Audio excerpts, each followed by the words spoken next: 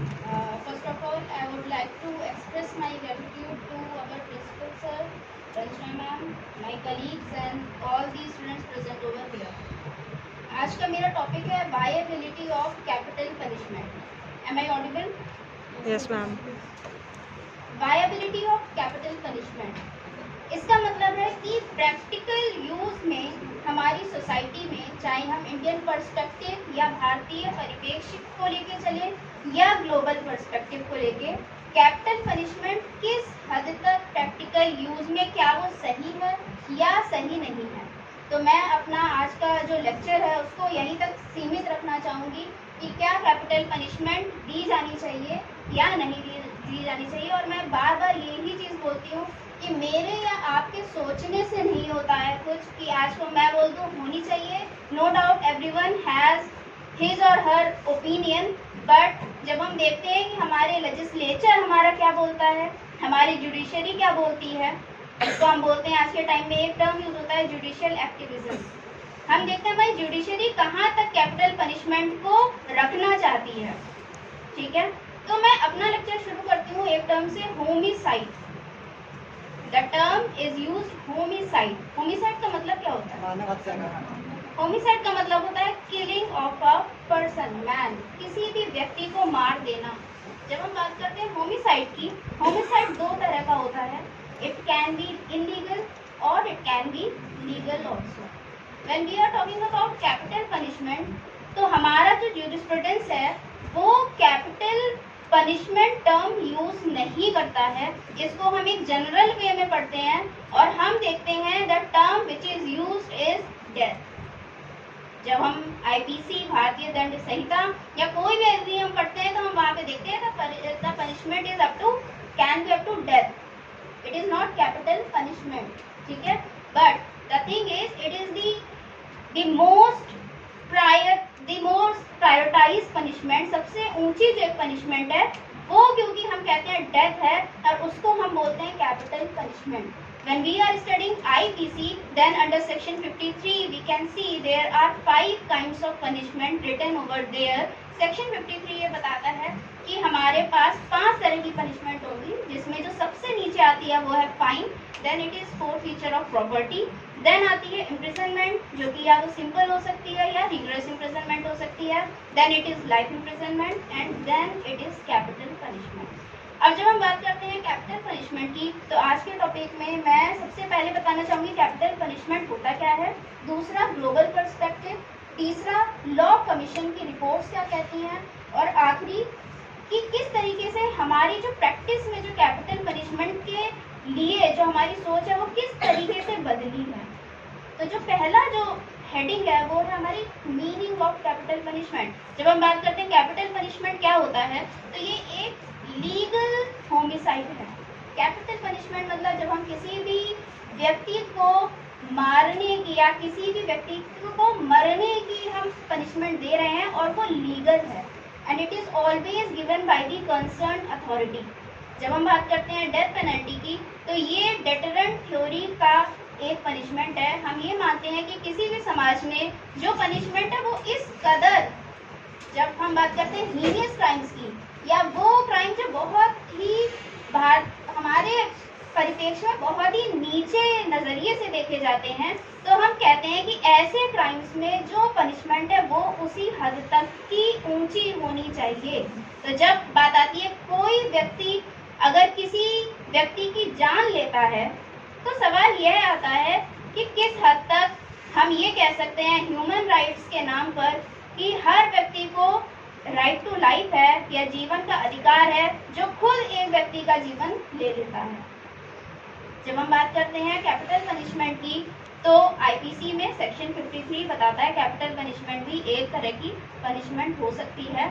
जब हम बात करते हैं ग्लोबल पर्सपेक्टिव की, तो हम देखते हैं दो तरह के व्यूज हैं कैपिटल पनिशमेंट को लेके. एक ग्रुप ये कहता है कि कैपिटल पनिशमेंट नहीं होनी चाहिए और दूसरा जो ग्रुप है वो बोलता है कैपिटल पनिशमेंट होनी चाहिए. जो ग्रुप बोल रहा है कि कैपिटल पनिशमेंट नहीं होनी चाहिए, बंद हो जानी चाहिए या बैन हो जानी चाहिए, उनको हम बोलते हैं एबॉलिशनिस्ट. जो ग्रुप कहता है कि कैपिटल पनिशमेंट को रखना चाहिए या ये अभी भी चलनी चाहिए, उसको हम रिटेंशनिस्ट, मतलब to retain the capital punishment. जब हम बात कर रहे हैं ग्लोबल पर्सपेक्टिव की, तो 4 तरह की कैटेगरीज में देशों को बांटा गया है। And today it is about 2/3 of countries who have abolished capital punishment, मतलब ज्यादा देश अब वो बचे हैं, कम ऐसे देश हैं जो जहां पे आज कैपिटल पनिशमेंट दिया जा रहा है, और 2/3 देश जो हैं वो कैपिटल पनिशमेंट को अबॉलिश कर चुके हैं।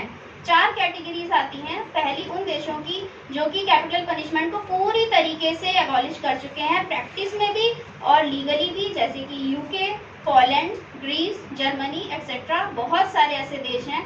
उसके बाद वो कंट्रीज आती हैं जो कैपिटल पनिशमेंट को साधारण जो अपराध हैं या ऑर्डिनरी क्राइम्स हैं सिर्फ उनके लिए उन्होंने अबॉलिश करा है, जैसे कि पेरू, चिली, ग्वाटेमाला और बहुत सारी कंट्रीज हैं। कुछ कंट्रीज हैं जो कैपिटल पनिशमेंट को इन प्रैक्टिस अबॉलिश कर चुकी हैं, मतलब उनका लॉ कह रहा है कि कैपिटल पनिशमेंट होनी चाहिए, लेकिन व्यवहारिक रूप से अगर हम देखें तो कैपिटल पनिशमेंट नहीं दी जाती है, जैसे कि श्रीलंका एक्सेट्रा। कुछ ऐसे देश हैं जो बहुत कम बचे हैं जिन्होंने कैपिटल पनिशमेंट को रिटेन कर रखा है, हु आर रिटेंशनिस्ट, जैसे इंडिया, यूएसए, इन देशों ने आज, जापान, ये वो देश हैं जो कि कैपिटल पनिशमेंट आज भी देते हैं।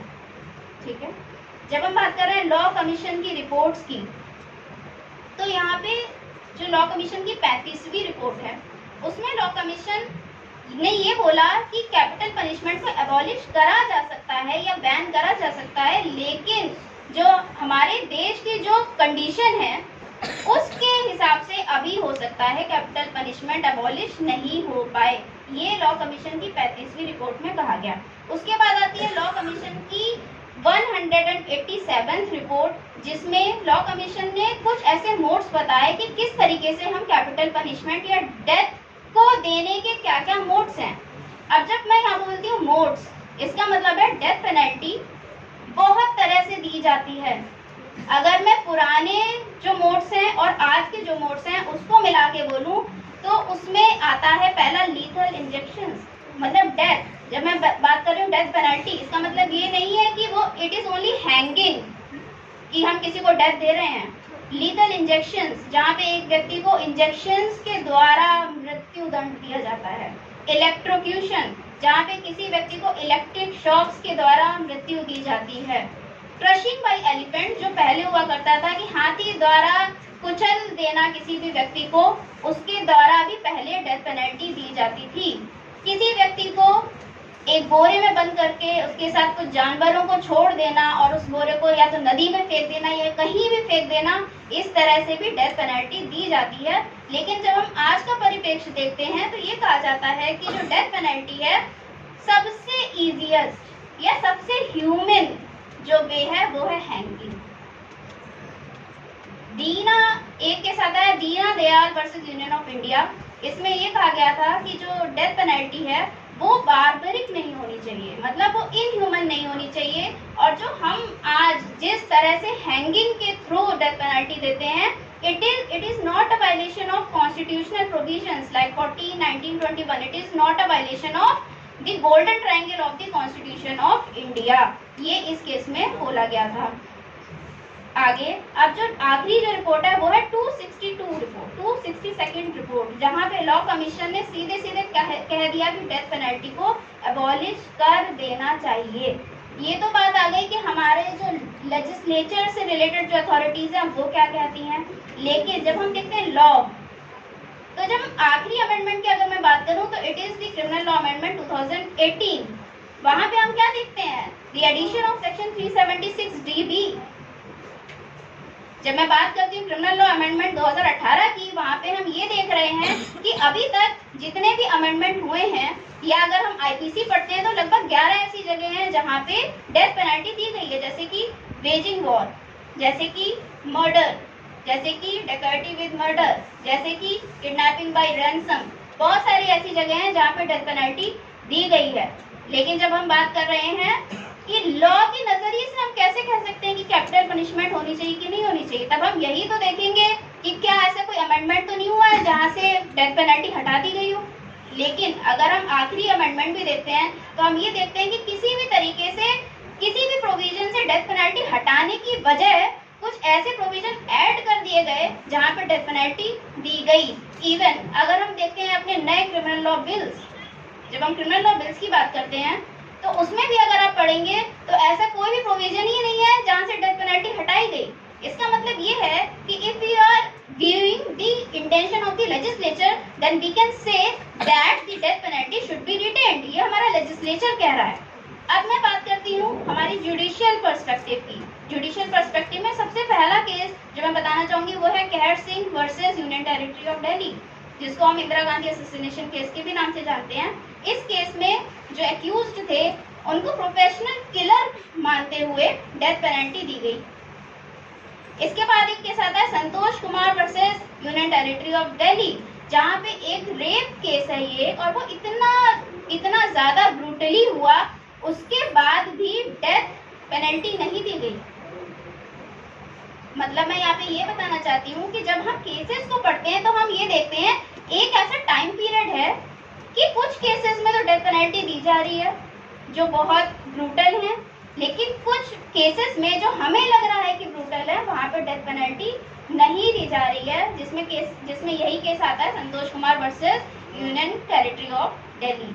लेकिन जब हम धीरे धीरे पढ़ते हैं तो हम देखते हैं कि ऐसे 4 या 5 केसेस हैं जिनको हम डिवाइड कर सकते हैं, और वहाँ पे हम ये देखेंगे कैपिटल पनिशमेंट को किस नजरिए से देखा जाए। जब मैं बात करें transformation of the perspective towards the death penalty और कैपिटल पनिशमेंट, सबसे पहला फेज था लगभग 1950 के करीब का, जहाँ पे जो डेथ पेनल्टी है इट वाज अ रूल। शुरुआत में death penalty was a rule and the judge who is giving the death penalty had to write the reasons why he was not giving death penalty। जब हम आज की बात कर रहे हैं और जब हम पीछे की बात कर रहे हैं, शुरुआत में जब आप मृत्युदंड क्यों नहीं दे रहे हो आपको ये बताना पड़ता था। धीरे धीरे जब वो फेज आया आगे तो हमने ये देखा कि it was the era of discretion. Discretion means कि जज के ऊपर था कि क्या कैपिटल पनिशमेंट उसे देनी चाहिए या नहीं देनी चाहिए। जब मैं पहला फेज बोल रही हूँ, I am saying that capital punishment was a rule, but after the second phase it was the discretion of the जज whether to give capital punishment और नॉट। उसके बाद हम जब धीरे धीरे लगभग 1970 की तरफ बढ़ते हैं तो हम देखते हैं कि the death punishment was not the rule but the life imprisonment replaced the death penalty। मतलब यहाँ पे केसेस आते हैं Jagmohan Singh versus state of Uttar Pradesh, Rajendra Prasad versus state of Uttar Pradesh, जहाँ पे डेथ पेनल्टी की कॉन्स्टिट्यूशनलिटी चैलेंज हो गई थी, और इस केस में ये कहा गया कि death penalty is constitutional and it is not the violation of the constitution provision और द कॉन्स्टिट्यूशन ऑफ इंडिया, कि वो नहीं है। धीरे धीरे जब हम आगे बढ़ते हैं हम देखते हैं rarest of the rare doctrine was evolved and it was evolved in the case of Bachan Singh versus state of Punjab. यहाँ पे हम ये देखते हैं कि जब शुरू में जहाँ पे एक जज को ये बताना पड़ता था कि वो डेथ पेनल्टी क्यों नहीं दे रहा है, उसका रीजन देना पड़ता था, धीरे धीरे आज का टाइम वो है जब हम ये देखते हैं कि डेथ पेनल्टी दी जा रही है तो क्यों दी जा रही है। मतलब अब यहाँ पे अगर हम लेजिस्लेचर के इंटेंशन देखें तो क्या है कि जज को ये रीजन देना पड़ रहा है कि डेथ पेनल्टी मैं क्यों दे रहा हूँ। इसका मतलब क्या है कि death penalty is still there, but वो इतनी मुश्किलों में दी जाती है जो साधारण केस नहीं है। जैसे कि आज ही का मैं केस बताऊं, निठारी केस, शायद आपने सुना होगा। आज ही का ये जजमेंट है हाई कोर्ट ऑफ इलाहाबाद ने, जो प्राइम सस्पेक्ट था निठारी केस का उसको एक्यूट कर दिया। मतलब जो केस इतना ब्रूटली तरीके से किया गया उसके बाद भी एक्यूज्ड को एक्विटल मिल गया। लेकिन उसी के साथ जो शाहजहांपुर का केस, जैसा कि पवन सर ने बताया कि वहां पे भी दिया गया जिसमें एक लेडी ने अपने हस्बैंड की जान ले ली, तो वहां पे वो भी ब्रूटल केस है, लेकिन वहां पे उसको डेथ पेनल्टी दी गई। इसका मतलब ये है कि हम कैसे जाने कि डेथ पेनल्टी देनी चाहिए कि नहीं देनी चाहिए। यहाँ पे सीधी सी बात है, 2 तरह के फैक्टर्स होते हैं, एग्रावेटिंग फैक्टर्स और मिटिगेटिंग फैक्टर्स। जब भी कोई केस सामने आता है तो जो कोर्ट है उसका काम ये होता है to make a balance between to have the analysis of the aggravating factors और मिटिगेटिंग फैक्टर। एग्रावेटिंग फैक्टर्स वो होते हैं जो कि सजा बढ़ाने के काम आते हैं, वो फैक्टर्स कि उसका मोटिव क्या था, क्या इंटेंशन थी एक्यूज्ड की, किस तरीके से उसने क्या बहुत गंदे तरीके से हत्या करी है किसी की, ये वो फैक्टर है जिनको हम बोलते हैं एग्रावेटिंग। वहीं पे कुछ फैक्टर्स आते हैं मिटिगेटिंग फैक्टर्स, जो कि सजा को कम करने की तरफ एक व्यक्ति को ले जाने में सक्षम है। जैसे कि क्या वो बहुत कम उम्र का इंसान था, क्या वो बहुत ज्यादा उम्र का इंसान था, क्या वो किसी बीमारी से ग्रसित था, क्या उसकी मेंटली वो इतना सक्षम था कि वो किसी को मार सके। ये वो फैक्टर्स हैं जो कि सजा हमेशा कम करते हैं। Substantially when the aggravating factor prevails over the mitigating factor, then the court decides, okay, this case can be written under the rarest of the rare doctrine. आज की हम बात करते हैं तो हम धीरे धीरे केस देखते हैं। Mukesh and another versus state of Delhi की, Santosh Kumar versus NCT of Delhi की, जहां पे ये बोला गया जब बच्चन सिंह का केस आया 1980 में, उसके बाद हम ये देखते हैं जितने भी केसेस आ रहे हैं वहां पे हम ये देखते हैं कि Bachchan Singh versus state of Punjab, जहाँ पे रेयरेस्ट ऑफ रेयर डॉक्ट्रिन दी गई थी और ये बताया गया था कि एग्रावेटिंग सर्कमस्टेंसेस और मिटिगेटिंग सर्कमस्टेंसेस क्या थे। उसके बाद आया केस मच्छी Singh versus state of Punjab का, जिसमें कि एग्रावेटिंग और मिटिगेटिंग फैक्टर्स को और अच्छे तरीके से एक्सप्लेन करा गया। और इन दोनों केसेस के बाद जितने भी केस आज तक आए हैं हम ये देखते हैं यही दो जो डॉक्ट्रिन्स हैं वो फॉलो हो रही हैं। जब मैं बात करती हूँ दोनों व्यूज की, यहाँ पे इतना हुआ है कि कैपिटल पनिशमेंट है जो डेथ पेनल्टी के नाम से हमारे भारत में दी जाती है। 11 लगभग ऐसी जगह हैं जहाँ पे डेथ पेनल्टी की बात कही गई है। और जब दो व्यूज आते हैं तो भारत उन देशों में आता है जो कि डेथ पेनल्टी को रिटेन करता है। और हम जुडिशियल पर्सपेक्टिव और लेजिस्लेटिव पर्सपेक्टिव दोनों से ये बोल सकते हैं कि डेथ पेनल्टी होनी चाहिए। यहाँ पे मैं ये नहीं कह रही हूँ कि मुझे क्या लगता है डेथ पेनल्टी होनी चाहिए, यहाँ पे मैं ये बता रही हूँ कि लेजिस्लेचर और जुडिशरी दोनों को आज के वक्त पे ये लगता है कि डेथ पेनल्टी होनी चाहिए। जब मैं बात करती हूँ एबॉलिशनिस्ट और रिटेंशनिस्ट व्यू की, तो एबॉलिशनिस्ट बोलते हैं कि हर व्यक्ति के पास उसका एक राइट टू लाइफ है और हम किसी भी व्यक्ति से जिसको हम जान नहीं दे सकते, मतलब जिसको हम एक जीवन नहीं दे सकते, उसकी हम जान ले कैसे सकते हैं। ये बोलता है एबॉलिशनिस्ट व्यू, जो ये कहता है कि डेथ पेनल्टी को रोक देना चाहिए। दूसरा वो ये बोलता है कि अगर हम डेथ पेनल्टी को अबॉलिश नहीं करेंगे तो किसी भी व्यक्ति जिसको ऑलरेडी डेथ पेनल्टी मिल गई है उसका डर खत्म हो जाएगा समाज से। मतलब उसके बाद वो जो भी अपराध करेगा उसमें कोई डर ही नहीं होगा। और अगर डेथ पेनल्टी को अबॉलिश नहीं करा जाए तो वो किसी भी अपराध को करने के लिए पूरी कोशिश करेगा कि जो विक्टिम है वो मर जाए। जब सजा बड़ी होगी तो कोई भी अपराधी एक विक्टिम को क्यों छोड़ेगा, वो ये सोचेगा कि किस तरीके से इसको इतनी बेकदरी से मारा जाए कि वो बचे ही ना, to escape the punishment only. लेकिन जब हम बात करते हैं रिटेंशनिस्ट व्यू की, तो वो ये कहते हैं कि जो डेथ पेनल्टी है उसको रहना चाहिए। क्यों? क्योंकि जैसे कि अबॉलिशनिस्ट ये बोलते हैं कि there is no relation between having capital punishment and the crime rates, कि अगर डेथ पेनल्टी नहीं होगी तब भी हो सकता है क्राइम ना हो, उनका कहना ये है। लेकिन हम क्या कहते हैं, जो हम रिटेंशनिस्ट हैं, हम ये बोलते हैं कि ठीक है डेथ पेनल्टी नहीं है तब भी क्राइम नहीं हो रहा है, लेकिन हम हो सकता है डेथ पेनल्टी हो तो उसका क्राइम से कोई लेना देना नहीं है। अगर हम डेथ पेनल्टी है इसका मतलब ये हो सकता है कल को हमारे क्राइम्स कम हो जाएं, या हम ये देखें कि डेथ पेनल्टी को हम डेटरेंट थ्योरी के तहत देखते हैं।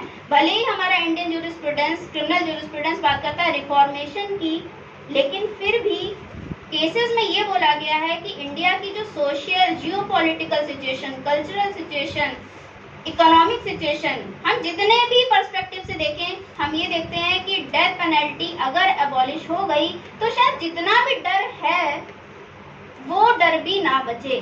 तो ये रिस्क लेना कि आज, अब मैंने जो एक कैटेगरी बताई, the countries who have abolish the death penalty in practice, मतलब लेजिस्लेचर बोल रहा है, उनका लॉ कर रहा है कि डेथ पेनल्टी होनी चाहिए, लेकिन वो दे नहीं रहे। तो somewhere we can have the midway, जहाँ पे हमारा लेजिस्लेचर बोल रहा है कि कैपिटल पनिशमेंट है, but it is always upon the discretion of the जज वेदर टू गिव डेथ और नॉट। हम भी यही कर सकते हैं कि प्रैक्टिस लेजिस्लेचर में हम रखना चाहते हैं कि डेथ पेनल्टी का एक ऑप्शन होना चाहिए, लेकिन ये तो जज के ऊपर है कि हम ना दें, क्योंकि बेनिफिट जब क्रिमिनल जूरिस्प्रूडेंस होता है इसमें एक वर्ड आता है बियॉन्ड रीजनेबल डाउट, और benefit of a case is always given to accused when a case is proven beyond reasonable doubt and when the case falls under the category of rarest of the rare case, only in that condition the death penalty is given to that accused. Otherwise जब हम ये देख रहे हैं इतनी मुश्किलों से कि निठारी केस का एक्यूज जो ऑलरेडी 12 केसेस में उसको ऑलरेडी डेथ पनिशमेंट मिल चुकी है, उसके बाद भी जो हायर कोर्ट में वो जाके उसको एक एक्विटल मिलता है, इसका मतलब यही है कि there is a way to every accuse so that there is a doubt and he will escape the heinous punishment which are given under our Indian criminal jurisprudence. तो जब मैं अपनी बात करूं कि क्या कैपिटल पनिशमेंट एबॉलिश होनी चाहिए या नहीं होनी चाहिए, तो मेरा खुद का भी यही ओपिनियन है कि इंडिया की सिचुएशन अगर हम देखें, जैसा कि रिटेंशनिस्ट बता रहे हैं कि an eye for an eye can make the world blind, एक स्टेटमेंट है।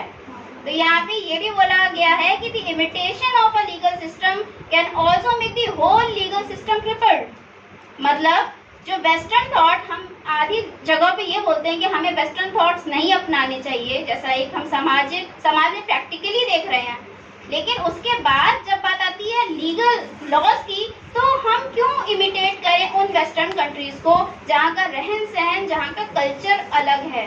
भारतीय परिप्रेक्ष्य में जो भी हमारे सांस्कृतिक जो बेस है, इकोनॉमिक बेस है, हम किसी भी नजरिए से देखें तो अभी भारत इस दशा में नहीं है कि वो कैपिटल पनिशमेंट जैसी एक सजा को अबॉलिश कर दे या खत्म कर दे।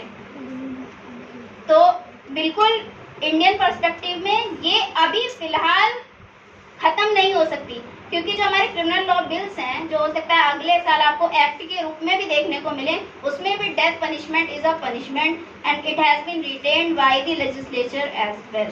But the thing which can be done is that there is always the judicial activity of the judge, so that he can give the death penalty judiciously। जब वो judicious mind से होके सोचेगा तो death penalty अगर मिल रही है, then we can say that it is the proper way of the punishment which has given to the accused। Otherwise it is only given in rarest of the rare case, so there is no scope of debates over there that whether it has to be retained or not, because there is always the